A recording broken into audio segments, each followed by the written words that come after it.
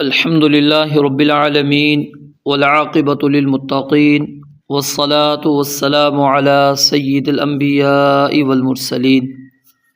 اعوذ باللہ السمیع العلیم من الشیطان الرجیم من ہمزہ ونفخہ ونفثہ بسم اللہ الرحمن الرحیم وما منا الا له مقام معلوم وما اور نہیں ہے منا ہم فرشتوں میں سے کوئی الا مگر لہو اس کا مقام ایک مقام ہے معلوم معلوم وَإِنَّا اور بے شک ہم لَنَحْنُ یقیناً ہم الصافون صف باندھنے والے ہیں وَإِنَّا اور بے شک ہم لَنَحْنُ الْمُسَبِّحُونَ یقیناً ہم تسبیح کرنے والے ہیں وَإِن اور بے شک کانوا وہ کافر تھے لَيَقُولُونَ یقیناً کہا کرتے لو اگر ان عندنا بے شک ہمارے پاس ہوتی ذکراً کوئی نصیحت من الاولین پہلے لوگوں کی لکننا تو ہم ضرور ہوتے عباد اللہ تعالیٰ کے بندے المخلصین خالص کیے ہوئے بندوں میں سے ہم ہوتے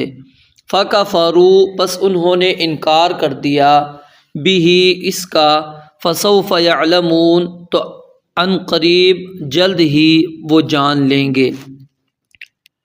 اللہ رب العالمین نے یہاں پر فرشتوں کی اطاعت کو بیان کیا ہے، اور یہ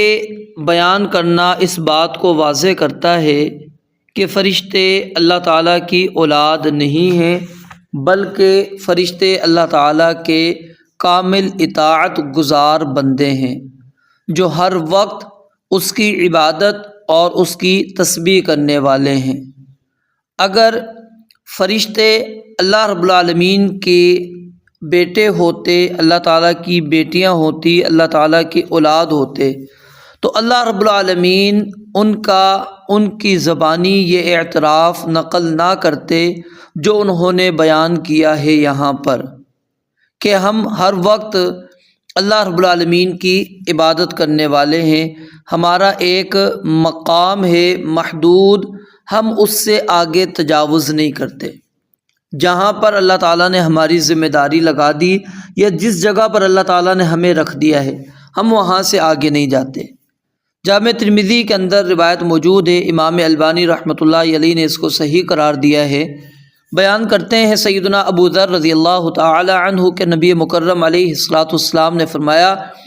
انی ارا ما لا ترون واسمع ما لا تسمعون، میں وہ دیکھتا ہوں جو تم نہیں دیکھتے اور وہ سنتا ہوں جو تم نہیں سنتے۔ اطت السماء وحق لها ان تئط، فرمایا کہ آسمان چرچرا رہا ہے، اس کا حق بھی یہ ہے کہ وہ چرچرائے۔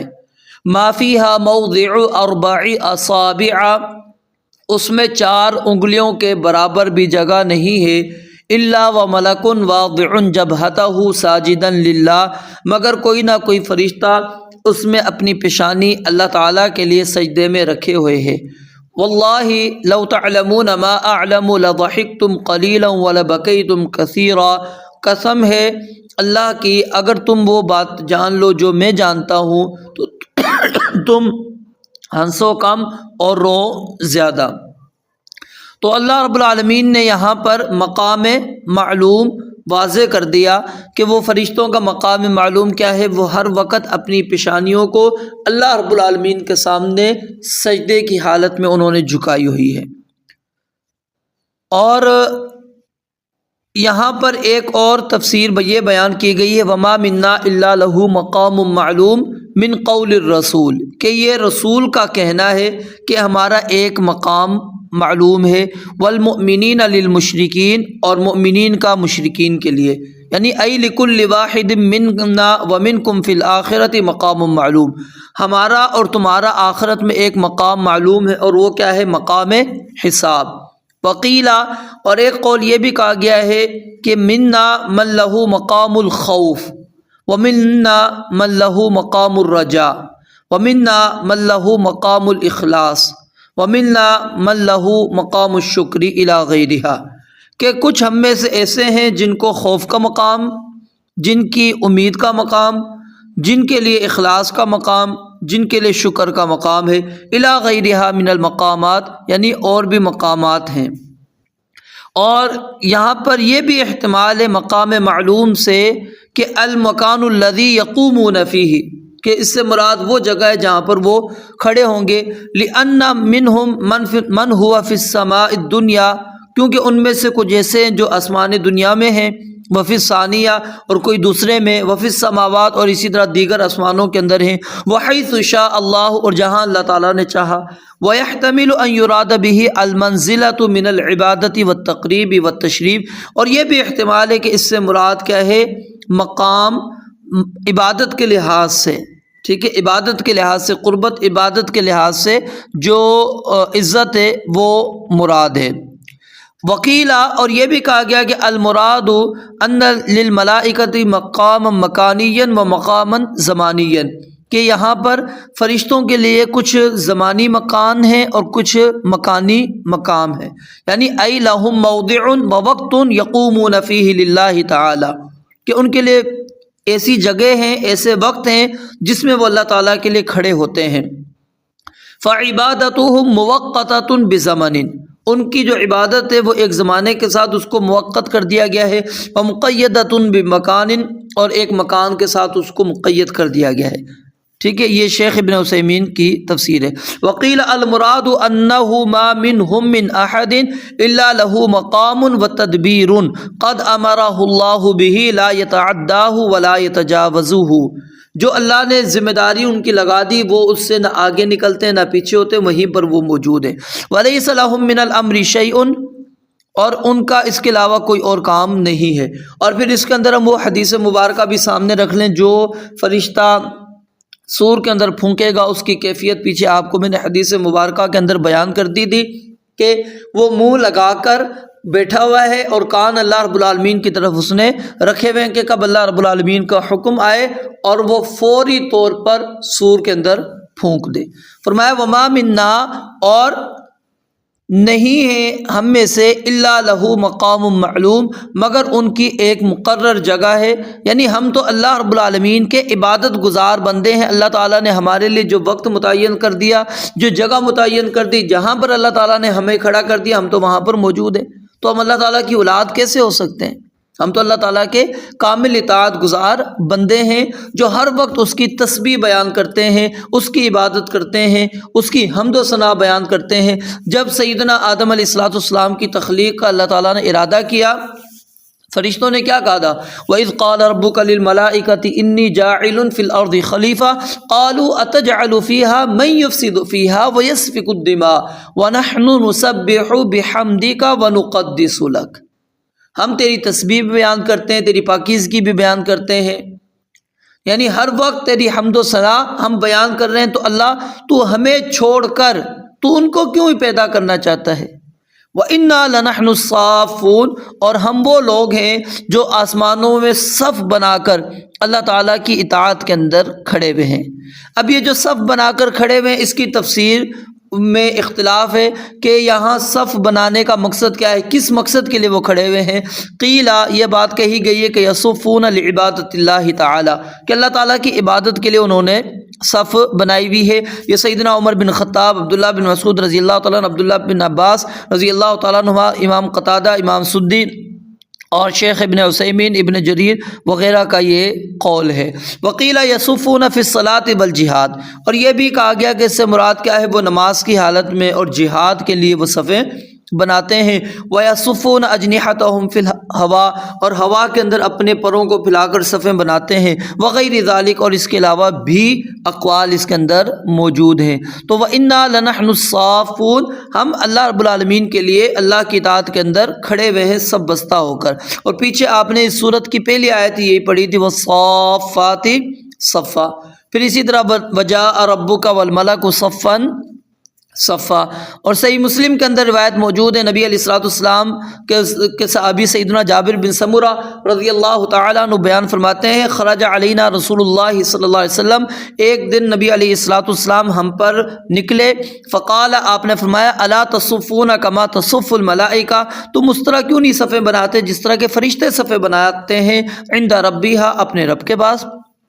فقلنا یا رسول اللہ، تو ہم نے کہا اللہ کے نبی علیہ الصلاۃ والسلام، وکیف تصف الملائکۃ عند ربہا، فرشتے اپنے رب کے پاس کیسی صف بندی کرتے ہیں، ذرا ہمیں بتائیے تو صحیح کہ جو آپ ہمیں کہہ رہے ہیں فرشتوں کی طرح تم صف بندی کیوں نہیں کرتے۔ اب فرشتوں کی صف بندی کی کیفیت کو تو ہمارے سامنے بیان کر دیجئے۔ قال، آپ نے فرمایا، یتمون الصفوف الاول، وہ سب سے پہلے کیا ہے، پہلی صفیں مکمل کرتے ہیں، وَيَتَرَاصُونَ فِي الصَّفِّ، اور صفوں میں چونا گچ ہو کر کھڑے ہوتے ہیں۔ اب اس حدیث مبارکہ کے اندر غور کریں تو ہمیں فرشتوں کی صف کی دو اوصاف ملتے ہیں۔ پہلی صف کیا ہے، یتمون الصفوف الاول، وہ پہلی صفیں مکمل کرتے ہیں۔ اب ہم بھی اپنی نمازوں کے اندر دیکھیں، کیا ہم پہلی صف مکمل کرتے ہیں یا پہلی صف کے اندر گنجائش موجود ہوتی ہے، پیچھے کھڑے ہو جاتے ہیں؟ جب یاد رکھیے، اگر صف کے اندر آگے گنجائش موجود ہو، پیچھے آپ صف بندی کرتے ہیں تو آپ کی نماز نہیں ہوتی، آپ صف بندی توڑ رہے ہیں۔ اور پھر صفوں کے اندر ہم کھڑے ہوتے ہیں، وہ وَيَتَرَاصُونَ فِي الصَّفِّ، کیا ہماری صف اس طرح ہے جو چونا گچ ہوتی ہے؟ چونا گچ کا مقصد آپ آسانی سے اس طرح سمجھیے، یہ دیوار آپ کو نظر آ رہی ہے، یہ اینٹ کے ساتھ جوڑ کر بنائی گئی ہے۔ کیا کبھی ایسے ہوا کہ مستری نے جب اس دیوار کو بنا رہا تھا وہ لیول نہ کیا ہو، اس نے اپنی مرضی سے اینٹ لگائی، مسالہ اپنی مرضی سے ڈالا، جس طرح جاری ہو جانے دے؟ نہیں، وہ ترتیب کا خیال رکھتا ہے، مسالے کا خیال کرتا ہے، بالکل برابر کرنے کی کوشش کرتا ہے، جہاں پر کمی کوتاہی ہوتی ہے وہاں پر مسالہ زیادہ ڈال دیتا ہے۔ تو وَيَتَرَاصُونَ فِي الصَّفِّ، اور صف کے پھر یہ دیوار چونا گچ اسی طرح ہوئی ہے۔ تو اب ہماری صفیں دیکھیں، ہمارے پاؤں نہیں مل رہے ہوتے، ہم کیا ہے، انگلیوں کے ساتھ انگلی ملا رہے ہوتے ہیں۔ صحابہ کرام رضوان اللہ علیہم اجمعین کندھوں کے ساتھ کندھے ملایا کرتے تھے، ٹخنوں کے ساتھ ٹخنے، گھٹنوں کے ساتھ گھٹنے ان کے مل رہے ہوتے تھے، اس طرح وہ آپس میں چونا گچ ہو کے کھڑا ہوا کرتے تھے۔ اور پھر ان کے دلوں کے اندر محبتیں تھی، پیار تھی، الفت تھا، اور یہ مقصد ہے صف بندی کا، نبی علیہ الصلوۃ والسلام نے بیان فرمایا۔ اور جب آج ہماری صفیں درست نہیں ہیں، ہمارے دلوں کے اندر محبتیں بھی نہیں ہیں، کدورتیں ہیں، نفرتیں ہیں، ایک دوسرے کے خلاف بغض ہے، عداوت ہے، ساتھ کھڑے تو ہو جاتے ہیں صف کے اندر لیکن دشمنی ہوتی ہے، پھر کچھ ایسی ناراضگیاں ہوتی ہیں، ہم ایک دوسرے کے قریب کھڑا ہونا پسند نہیں کرتے۔ تو نبی علیہ الصلوۃ والسلام نے فرمایا ان کی کیا ہے، وہ صف کیسے بناتے ہیں، پہلے اگلی صف کو مکمل کرتے ہیں، اور اس کے بعد دوسری چیز یہ ہے کہ وہ صفوں میں چونا گچ ہو کر کھڑے ہوتے ہیں، یعنی بالکل مل کر ساتھ کھڑے ہوتے ہیں۔ اور اسی طرح صحیح مسلم کے اندر روایت موجود ہے، سیدنا حذیفہ رضی اللہ تعالی عنہ بیان فرماتے ہیں، رسول اللہ صلی اللہ علیہ وآلہ وسلم نے ارشاد فرمایا، فضلنا علی الناس بثلاث، ہمیں لوگوں پر 3 اعتبار سے فضیلت بخشی گئی ہے۔ جعلت صفوفنا کصفوف الملائکہ، ہماری صفوں کو فرشتوں کی صفوں سے تعبیر کیا گیا ہے۔ اب فرشتوں کی جیسی ہماری صفیں کب ہوں گی؟ جب ہماری صفیں آپس میں ملی ہوئی ہوں گی، ہمارے قدم کندھے ملے ہوئے ہوں گے، ٹھیک ہے، انگلیاں نہیں ملانی، قدم ملانے ہیں، اپنے کندھوں کو ملانا ہے۔ اور یہ کب ہوگا؟ جب آپ اپنے جسم کے مطابق پاؤں کھولیں گے، نہ زیادہ کم، نہ زیادہ کھولیں، نہ زیادہ کھولیں نہ کم کھولیں، تو آپ کی صف بالکل درست ہو جائے گی، ٹھیک ہے۔ اور دوسرا، پہلی صف کو مکمل کریں، اس کے بعد پچھلی صف کے اندر کھڑے ہوں، یہ کصفوف الملائکہ فرمایا، اس وجہ سے ہمیں اللہ رب العالمین نے فضیلت بخشی ہے۔ اور دوسری، ہمارے لیے پوری زمین کو اللہ تعالیٰ نے سجدہ گاہ بنا دیا ہے۔ اور تیسری بات یہ کہ مٹی جو ہے زمین کی، وہ ہمارے لیے وہ پانی جب پانی موجود نہ ہو تو ہمارے لیے طہارت کا ذریعہ ہے، ہم تیمم کریں گے اور نماز ادا کر لیں گے۔ وَإِنَّا لَنَحْنُ الْمُسَبِّحُونَ۔ اور تیسری بات اللہ تعالیٰ نے فرشتوں کی یہاں پر یہ بیان فرمائی کہ ہم وہ لوگ ہیں جو اللہ تعالیٰ کی تسبیح بیان کرتے ہیں۔ اللہ رب العالمین کو ان تمام چیزوں سے ہم بالکل منزہ اور پاک کرتے ہیں جو مشرکین کفار اللہ رب العالمین کو ان کے ان کے ساتھ متصف کرنے کی کوشش کرتے ہیں۔ ہم بالکل ہر نقص سے، ہر عیب سے اللہ رب العالمین کو پاک کرتے ہیں۔ اب وَإِنَّا لَنَحْنُ الْمُسَبِّحُونَ، اس کی تفسیر کے اندر علماء کے مختلف اقوال ہیں کہ مسبحون سے کیا مراد ہے۔ امام شوکانی رحمۃ اللہ علیہ بیان کرتے ہیں کہ المنزہون للہ المقدسون لہ عما اضافہ الیہ المشرکون، کہ جو مشرکین نے ان کی طرف اللہ رب العالمین کی طرف جو چیزیں منسوب کی ہیں، ہم اللہ تعالیٰ کو ان سے بالکل منزہ اور مقدس پاک کر دیتے ہیں۔ وقیل المصلون، یعنی المسبحون سے مراد کیا ہے؟ المصلون، نماز پڑھنے والے۔ وقیل المراد بقولہم المسبحون مجموع التسبیح باللسان وبالصلاۃ، کہ ہم نماز کے ذریعے سے اور زبان سے ہر وقت اللہ تعالیٰ کی تسبیح بیان کرتے ہیں۔ اور مسبحون سے ایک مراد یہ بھی ہے، مسبحون سے مراد کیا ہے کہ اللہ رب العالمین کی عبادت کرنا۔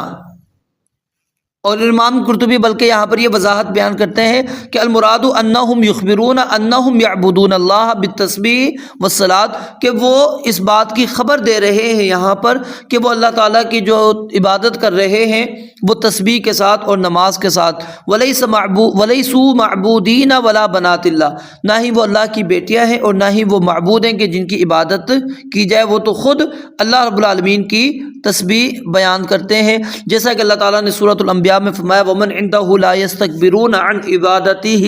وَلَا يَسْتَحْسِرُونَ يُسَبِّحُونَ اللَّيْلَ وَالنَّهَارَ لَا يَفْتُرُونَ۔ پھر اسی طرح سورہ فصلت کے اندر حامیم سجدہ جس کو کہتے ہیں، اس کے اندر اللہ تعالیٰ نے فرمایا فَإِنِ اسْتَكْبَرُوا فَالَّذِينَ عِنْدَ رَبِّكَ يُسَبِّحُونَ لَهُ بِاللَّيْلِ وَالنَّهَارِ وَهُمْ لَا يَسْأَمُونَ۔ تو یہاں پر کیا ہے، فرشتوں کے متعلق ہم نے پڑھ لیا، وہ کامل اطاعت گزار بندے ہیں، ہر وقت اللہ تعالیٰ کی عبادت کر رہے ہیں، ہر وقت اللہ تعالیٰ کی تسبیح بیان کر رہے ہیں۔ اللہ تعالیٰ نے جہاں پر ان کو کھڑا کر دیا ہے، جو ذمہ داری لگا دی ہے، وہ ذمہ داری وہ ادا کر رہے ہیں۔ تو جب وہ یہ سارے کام کر رہے ہیں تو کیا وہ معبود ہو سکتے ہیں؟ کیا وہ اللہ تعالیٰ کی بیٹیاں ہو سکتی ہیں؟ یقیناً نہ وہ اللہ تعالیٰ کی بیٹیاں ہیں اور نہ ہی وہ کیا ہے، معبود ہیں۔ اگر وہ معبود ہوتے یا اللہ تعالیٰ کی بیٹیاں ہوتی تو وہ اللہ تعالیٰ کی اس طرح کامل اطاعت گزار نہ بنتے۔ وَإِن كَانُوا لَيَقُولُونَ، یہ اصل میں کیا تھا، وَإِنَّهُمْ كَانُوا يَقُولُونَ۔ دلیل اس کی کیا ہے کہ لَيَقُولُونَ پر جو لام آیا ہے، ٹھیک ہے، اس کی وجہ سے انا کو ان کر دیا گیا اور ہم کو حذف کر دیا۔ وَإِن كَانُوا لَيَقُولُونَ، اور یہ اب یہاں سے بات اللہ تعالیٰ نے کفار کی ذکر کی کہ جو کئی الہ کا اقرار کرنے والے ہیں، قیامت کا انکار کرنے والے ہیں، اور نبی مکرم علیہ الصلوۃ والسلام کو جادوگر کہتے ہیں، مجنون کہتے ہیں، پھر اللہ تعالیٰ کی طرف ایسی باتوں کی نسبت کرتے ہیں جو اللہ تعالیٰ کی الوہیت کے بالکل لائق نہیں ہے، پھر جو آپ نے مواعظ کیے، جو ان کو وعید سنائی، جو آپ اہل ایمان کو وعدے سناتے ہیں، ٹھیک ہے، ان سے یہ کچھ بھی نصیحت حاصل نہیں کرتے، بلکہ وہ کیا کہتے ہیں، لو ان عندنا ذکرا من الاولین، کہ ہم اصل میں کیا ہے کہ ہمارے پاس نصیحت نہیں آئی، ہمارے پاس کوئی کتاب نہیں آئی۔ جس طرح ہم سے پہلے لوگوں کے اوپر کتابیں آئی تھی، ان کے پاس اللہ کے رسول آئے تھے، اگر ہمارے پاس بھی اللہ کا رسول آتا، ہمارے پاس بھی کوئی کتاب آتی، تو ہم بھی کیا ہے، لَكُنَّا عِبَادَ اللَّهِ الْمُخْلَصِينَ، ہم اللہ کے چنے ہوئے بندے بن جاتے۔ اور اللہ تعالیٰ نے یہ بات قرآن مجید کی کئی صورتوں کے اندر بھی بیان فرمایا، جیسا کہ آپ سورہ فاطر آیت نمبر 42 کے اندر پڑھ چکے ہیں، وَأَقْسَمُوا بِاللَّهِ جَهْدَ أَيْمَانِهِمْ لَإِنْ جَاءَهُمْ نَذِيرٌ لَيَكُونُنَّ أَهْدَىٰ مِنْ إِحْدَى الْأُمَمِ فَلَمَّا جَاءَهُمْ نَذِيرٌ مَّا زَادَهُمْ إِلَّا نُفُورًا۔ اللہ کہتے ہیں وہ اللہ کی قسمیں اٹھاتے ہیں اور پختہ قسمیں اٹھا کر کیا کہتے ہیں، اگر ان کے پاس کوئی نذیر آتا، کوئی ڈرانے والا آتا، تو وہ پہلی امتوں سے زیادہ ہدایت یافتہ ہوتے، ان کی بات زیادہ ماننے والے ہوتے، ان کی طرح یہ گمراہ نہ ہوتے، شرک نہ کرتے، ان کی تکذیب نہ کرتے۔ فرمایا فلما جاءہم نذیر، جب ان کے پاس ڈرانے والا آ گیا، ما زادہم الا نفورا، فرشتے کے آنے کے بعد وہ نفرتوں میں اور زیادہ آگے چلے گئے، بھاگ گئے، بدک گئے۔ یہ نہیں ہے کہ نبی آیا ہے، رسول آیا ہے اب اس کی بات مان لیں، اس کے اوپر ایمان لے کر آ جائیں، نہیں، بلکہ کیا کیا انہوں نے، وہ اور زیادہ اسلام سے دور ہو گئے، اللہ تعالیٰ سے دور ہو گئے، اللہ تعالیٰ کے مد مقابل لا کر انہوں نے معبود بنا لیے۔ اور پھر اسی طرح اللہ رب العالمین سورۃ الاعراف کے اندر بیان کرتے ہیں انہی کی اس کیفیت کو اس الفاظ کے ساتھ۔ اللہ رب العالمین فرماتے ہیں او تقولوا انما انزل الكتاب على طائفتين من قبلنا وان كنا عن دراستهم لغافلين او تقولوا لو ان انزل علينا الكتاب لكنا اهدى منهم فقد جاءكم بينة من ربكم وهدى ورحمة۔ اللہ رب العالمین فرماتے ہیں جو تم کہتے ہو نا، اب تمہارے پاس نذیر بھی آ گیا، ڈرانے والا بھی آ گیا، اور تمہارے پاس ہم نے کتاب بھی نازل کر دی ہے، تو ہدایت آ گئی ہے، رحمت آ گئی ہے۔ اب تم دیکھتے ہیں کیا تم اللہ تعالیٰ کی بات کو مانتے ہو یا نہیں مانتے، انکار کرتے ہو، کیا کرتے ہو۔ حقیقت کیا ہے کہ وہ لوگ جب ان کے پاس اللہ رب العالمین کا نبی آیا، رسول آیا، کتاب آئی، انہوں نے مانا نہیں، صرف وہ ان کی کہنے کی بات ہے لو ان عندنا ذکر من الاولین، اگر ہمارے پاس پہلے لوگوں کی طرح کتاب ہوتی، پہلے لوگوں کی طرح نصیحت ہوتی، پہلے لوگوں کی طرح ہمارے پاس رسول آتے، کوئی واعظ و نصیحت آتی، لکنا عباد اللہ المخلصین، تو ہم اللہ تعالیٰ کے مخلص بندے، چنے ہوئے بندے بن جاتے۔ فکفروا بہ، لیکن اللہ تعالیٰ نے یہاں پر بھی یہ بات بیان کر دی، فکفروا بہ، تو انہوں نے کیا کیا، اس کے ساتھ کفر کیا۔ فسوف یعلمون، ان قریب وہ جان لیں گے کہ اب ہم ان کو دنیا کے اندر بھی اور آخرت کے اندر بھی سزا دیں گے، عذاب کے اندر اب ان کو اکٹھا کریں گے۔ اب یہاں پر کچھ تفسیری حوالے سے بات کر لیتا ہوں، پھر بات ہم ختم کرتے ہیں۔ یہ ذکر من الاولین، اس کا معنی کیا ہے؟ علماء نے مختلف اس کے معنی بیان کیے ہیں۔ ایک تو معنی اس کا یہ بیان کیا کہ کتاب من کتب الاولین، پہلے لوگوں کی کتابوں میں سے کوئی کتاب ہمارے پاس آ جاتی، ہم جان لیتے، پہچان لیتے کہ پہلے لوگوں کی کتاب ہے، ہم ایمان لے آتے۔ اور وقیل المعنی کتابا مثل کتب الاولین، یا اس کا ایک معنی یہ بھی کیا گیا ہے کہ ہمارے اوپر کوئی ایسی کتاب اتاری جائے جو پہلے لوگوں سے ملتی جلتی کتاب ہو۔ ابن عاشور کہتے ہیں الذکر، ذکر سے مراد یہاں پر کیا ہے؟ الکتاب المقروء، ایسی کتاب جو پڑھی گئی ہو۔ سمی ذکرن، اس کو ذکر کیوں کہا گیا ہے؟ لأنہ یذکر الناس بما یجب علیہم، کیونکہ وہ لوگوں کے اوپر جو چیزیں واجب ہوتی ہیں اس کے لحاظ سے ان کو وہ یاد دہانی کرواتی ہے۔ وقیل المراد بقولہم لو ان عندنا ذکر من الاولین خبر الامم الخالیہ، یعنی پہلی امتوں کی خبریں آتی کہ کیف اہلکوا، وہ ہلاک کیسے کیے گئے، وما کان من امرہم، ان کے معاملات کیا تھے، یہ چیزیں ہمارے پاس اگر ہوتی۔ وقیل المعنی لو بعث الینا نبی ببیان الشرائع، اگر ہماری طرف کوئی نبی بھیجا جاتا جو شریعتوں کو واضح طور پر بیان کرنے والا ہوتا، یہ مراد ہے۔ وقیل المراد لو ان عندنا کتابا انزل من السماء، اگر ہمارے پاس کوئی آسمان سے کتاب اتاری جاتی جس طرح تورات اور انجیل، او نبی اتانا مثل الذی اتی الیہود والنصارى، یا کوئی نبی ہمارے پاس آتا جس طرح کے یہودیوں کے پاس اور عیسائیوں کے پاس نبی آیا تھا۔